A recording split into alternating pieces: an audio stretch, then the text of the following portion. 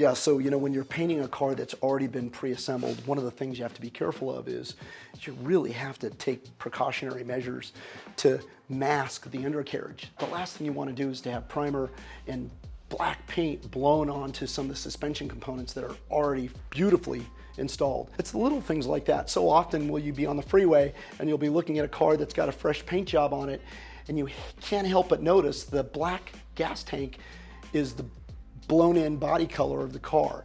There's nothing worse than that, right? And it's because someone didn't take the precautionary measures of masking the undercarriage components. So most custom shops don't do that, but shops that are not in the business of building restoration projects, it's all about getting them out as quick as you can. It's pretty evident by what you see on the freeways around you. We don't want to be that guy. When you're dealing with super long panels, the longer the block, especially a block that has handles on both sides, it will cover a much larger real estate area. And so if there is a dent, if you see this area right here, this was a low spot. And if you're using a small block sander, you're gonna miss that. You're gonna see waves and ripples around it. But if you're using a long block sander, you're gonna cover up all those valleys and you're gonna take all the hills off. And don't forget, this isn't just gonna get black paint. This is gonna get a sealer coat put on it where it's gonna, grab hard, and then that'll be block sanded one last time, and then its final black paint will be put on the car. Long blocks to me are great when you're dealing with long panels, because you could literally just sit here and do this and just get every little hill and valley out. And it will reveal your valleys and it will remove your hills.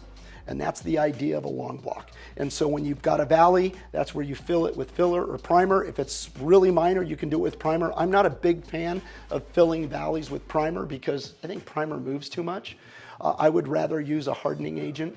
And so, a lot of people say, oh my God, it's a shame to put Bondo or filler on any car. Every custom car has a little bit of filler. I don't care what anyone says. It's nearly impossible to have no filler on these long panels. It just doesn't happen. Now, if it just came out of a stamping press like a new car does from the manufacturer, you can get away with it.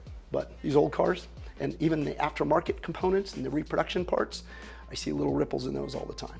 If you guys recall, we actually had a 68 Charger that we recently sold, but I got confused and I left the holes on this Charger, thinking that it was the 68 Charger, the Bullet Charger. Yeah, so we had to go back and fill the holes because I realized that the original Toretto Charger from the first Fast and Furious movie did not have a Charger emblem here.